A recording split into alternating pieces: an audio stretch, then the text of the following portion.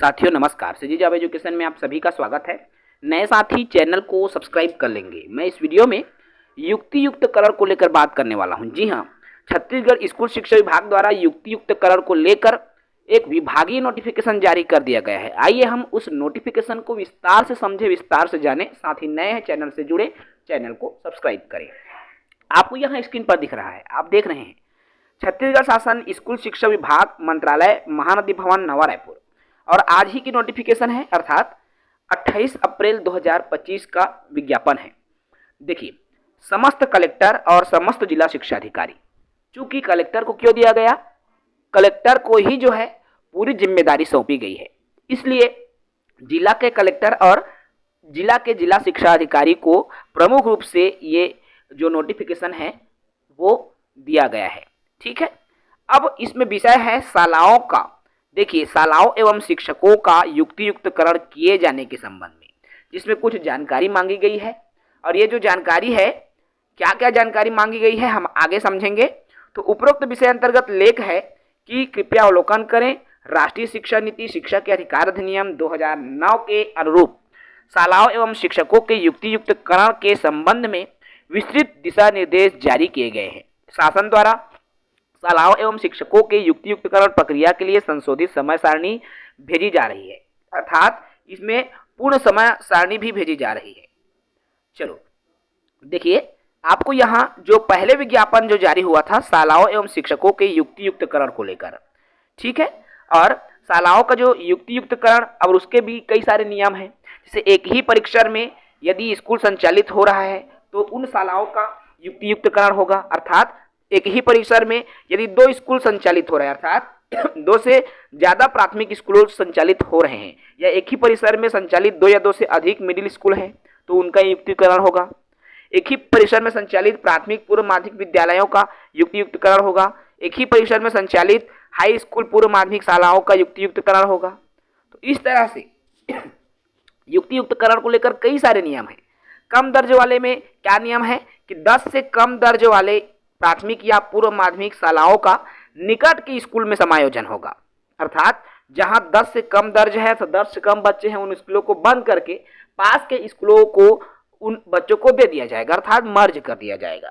ठीक है, अब यहाँ पर ऐसे शाला जिसके बीच की दूरी शहर क्षेत्र से 500 मीटर और दर्ज संख्या में 30 से कम और ग्रामीण क्षेत्र में 1 किलोमीटर से कम यदि है, दर्ज संख्या 10 से कम है, शहर में 30 से कम है और गांव में 10 से कम है, तो उनका युक्ति युक्तकरण किया जाएगा। देखो, युक्ति युक्तकरण में समिति भी गठन किया गया। अब ये समिति क्या है, विकास खंड स्तर पर अलग समिति बना है, और इस विकास खंड स्तर पर जो समिति है जिसमें अनुविभागीय अधिकारी राजस्व विभाग को अध्यक्ष बनाया गया है, और विकास खंड शिक्षा अधिकारी को सदस्य सचिव बनाया गया, और सहायक विकास खंड शिक्षा अधिकारी को सदस्य, विकास खंड स्रोत समन्वयक को सदस्य, और परियोजना अधिकारी महिला एवं बाल विकास विभाग को सदस्य बनाया गया है। ये विकास खंड स्तर पर। जब हम आते हैं जिला स्तर पर, जिला स्तर पर जो समिति के प्रमुख हैं तो जिला के कलेक्टर को अध्यक्ष बनाया गया है, और जो मुख्य कार्यपालन अधिकारी जिला पंचायत सीएमओ कह सकते हैं उसको सदस्य बनाया गया। इसके अलावा मुख्य आयुक्त जो है नगर निगम को, मुख्य नगर पालिका अधिकारी को सदस्य बनाया गया, जिला शिक्षा अधिकारी को सदस्य सचिव बनाया गया। इस तरह से जो है जिला स्तर पर नियुक्त की गई है। ठीक है, अब इनकी जिम्मेदारी है जो जो जानकारी विभाग मांगती है उन जानकारियों को संलग्न करना। ठीक है, आगे बात करूं कौन कौन सी जानकारी मांगी गई है, तो इसमें भी अलग अलग प्रपत्रवार ये जो जानकारी है विभाग द्वारा मांगी गई है।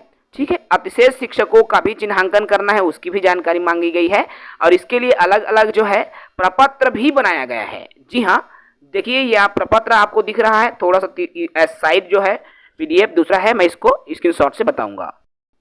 देखिए, ये जो प्रपत्र आपको दिख रहा है, सबसे पहले है परिशिष्ट 1, और इस परिशिष्ट 1 में एक ही परिसर में संचालित विद्यालयों की जानकारी मांगी गई है, अर्थात पहले तो विकास खंड, और उस विकास खंड में 2 या 2 से अधिक यदि प्राथमिक स्कूल संचालित है तो उनके नाम यूडाइस कोड सहित मांगी गई है। ठीक है, पूर्व माध्यमिक शाला की भी जानकारी मांगी गई है, प्राथमिक और पूर्व माध्यमिक विद्यालय के नाम क्या क्या नाम है उनकी जानकारी मांगी गई है, अर्थात एक ही परिसर में जो संचालित विद्यालय की जानकारी पहला प्रपत्र अर्थात परिशिष्ट 1 में ये जानकारी मांगी गई है। उसके बाद परिशिष्ट दो आपको स्क्रीन पर दिख रहा है, जिसमें एक ही परिसर में संचालित विद्यालय के अब शिक्षकों की, अभी विद्यालय की जानकारी मांगी गई पहला प्रपत्र में, पहला परिशिष्ट में, और परिशिष्ट 2 में विद्यालय के शिक्षकों की जानकारी मांगी गई है और ये जानकारी विषयवार मांगी गई है। अर्थात एक ही परिसर में संचालित एवं कार्यरत शिक्षक की जो जानकारी है वो मांगी गई है। ठीक है, प्राइमरी और पूर्व माध्यमिक अर्थात माध्यमिक और प्राथमिक दोनों इस लेवल पर ये जानकारी मांगी गई है। इसके अलावा हाई स्कूल एवं हायर सेकेंडरी की भी जानकारी इसमें मांगी गई है, अर्थात शिक्षकों की विषयवार जानकारी परिशिष्ट 2 में मांगी गई है। इसके बाद देखिए परिशिष्ट 3A।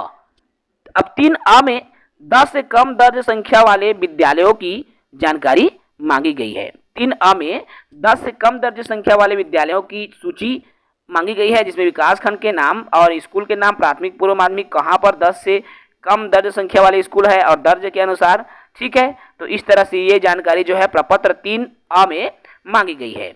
अगला आता है प्रपत्र 3B। और प्रपत्र 3B में कम दर्जे वाले निकट विद्यालय की सूची, अर्थात पास में अगर और कोई विद्यालय है शहरी क्षेत्र में 30 से कम और ग्रामीण क्षेत्र में 10 से कम है तो उनकी जो जानकारी है मांगी गई है। ठीक है, प्रपत्र 3B। अब प्रपत्र 4A में, तो 4A में युक्तियुक्तकरण विद्यालय में जो पृथक विद्यालय में कार्यरत, देखिए अब यहाँ शिक्षकों के कार्यरत रिक्त पदों की जानकारी मांगी गई है, अर्थात कार्यरत सहायक शिक्षक, शिक्षक और व्याख्याता की जानकारी मांगी गई है, अर्थात उस स्कूल में दर्ज कितना है और कितने शिक्षक कार्यरत हैं। ठीक है, तो ये भी जानकारी। इसके अलावा प्रपत्र 4B में युक्तियुक्तकृत जो विद्यालय से पृथक विद्यालय में कार्यरत अतिशेष सहायक शिक्षक, अब देखो अब जिन स्कूलों में अतिशेष शिक्षक कार्यरत है उनकी जानकारी प्रपत्र में मांगी गई है। आप मान सकते हो ये अतिशेष जानकारी भी अब शिक्षकों का दिया जाना है। इसके अलावा अतिशेष शिक्षक व्याख्याता की सूची, अब कौन से शिक्षक अतिशेष हुआ, कौन से कहना चाहिए व्याख्याता अतिशेष हुआ, उनके सूची भी जो है इसमें मांगी गई है। इसके अलावा परिशिष्ट 6 में एक ही परिसर में युक्तियुक्तकृत की गई शालाओं के समीप युक्तियुक्त की गई पदस्थ लिपिक, और देखिए यहाँ पर अर्थात अब मान लो भाई कोई स्कूल में 10 से कम बच्चे हैं, अब उस स्कूलों को क्या होना है, बंद होना है। अब अगर उस स्कूल को बंद होना है तो वहां पर यदि क्लर्क कार्यरत हैं, लिपिक कार्यरत हैं, अर्थात प्यून कार्यरत हैं, तो उनकी जानकारी मांगी गई है, ताकि उन कहना चाहिए कर्मचारियों को किसी दूसरे स्कूलों में क्या किया जाए भाई, समायोजन उनको भी कर दिया जाए। तो इस तरह से अलग अलग जो है ये परिशिष्ट में जानकारी विभाग द्वारा मांगी गई है। कह सकते हैं एक समग्र जानकारी है जो स्कूल शिक्षा विभाग की तरफ से मांगी गई है, और इसके पहले मैंने वीडियो भी बनाया था कि अगले सप्ताह से शुरू हो जाएगी। और देख लीजिए अगले सप्ताह मतलब आज सोमवार है और अगले सप्ताह आ गई और अगले सप्ताह से शुरू हो ही गया, क्योंकि 28 अप्रैल की ही अपडेट है जो मैंने अभी शुरू में आपको बताया। ये जो विज्ञप्ति जारी हुआ है वो 28 अप्रैल के ही है, अर्थात इस गर्मी की छुट्टी जो अभी शुरू होने वाली है इस समर में, अर्थात 15 जून तक आप एक एवरेज मान के चलो 15 जून तक छत्तीसगढ़ स्कूल शिक्षा विभाग द्वारा पूरी तरह से युक्तियुक्तकरण की प्रक्रिया को समाप्त कर दी जाएगी। जी हाँ, इस समर में इस गर्मी में पूरा युक्तियुक्तकरण होना है और होना ही है। अब इसको लेकर गाइडलाइन भी आ गया। अब जल्दी जो है विभाग द्वारा उनकी जानकारी भी दे दी जाएगी कि कहाँ कौन से शिक्षक रिक्त अतिशेष हो रहे हैं, कौन सी स्कूलों की संख्या जहाँ बच्चे दर्ज से कम हैं, अर्थात 10 से कम बच्चे वाले स्कूल कौन से हैं, ग्रामीण क्षेत्रों में, शहरी क्षेत्रों में 30 से कम वाले बच्चे। तो तमाम जानकारियाँ कुछ दिनों के अंदर स्कूल संकुल स्तर से जानकारी प्राप्त हो जाएगी जिला को, और जिला से जानकारी फिर आपको कहना चाहिए रायपुर में डीपीआई को मिल जाएगी। उसके बाद में फिर डीपीआई लिस्ट जारी कर सकता है या जो भी प्रक्रिया विभाग द्वारा अपनाई जाएगी, स्टेप बाय स्टेप प्रक्रिया चलेगी। उसके बाद में अधिशेष शिक्षकों की लिस्ट, अधिशेष शालाओं की लिस्ट आएगी। उसके बाद दावा आपत्ति भी हो सकता है, दावा आपत्ति निराकरण के बाद फाइनल सूची आएगी। उसके बाद में जो है उसमें आपको कौन सी शाला में आपकी पोस्टिंग हो रही है, पदस्थ नवीन जो पदस्थापना वाला जो आपके विद्यालय है उनकी भी जानकारी आएगी, अर्थात जिन साथियों का अतिशेष जाएगा उनकी जानकारी आएगी। तो इस तरह से जो प्रोसेस है आपको देखने को मिलेगी, और जो भी अपडेट हमें प्राप्त होगी युक्तियुक्तकरण को लेकर हम आप तक जो है साझा जरूर करेंगे। साथ ही जुड़े रहेंगे, चैनल को सब्सक्राइब करेंगे। जय हिंद, वंदे मातरम।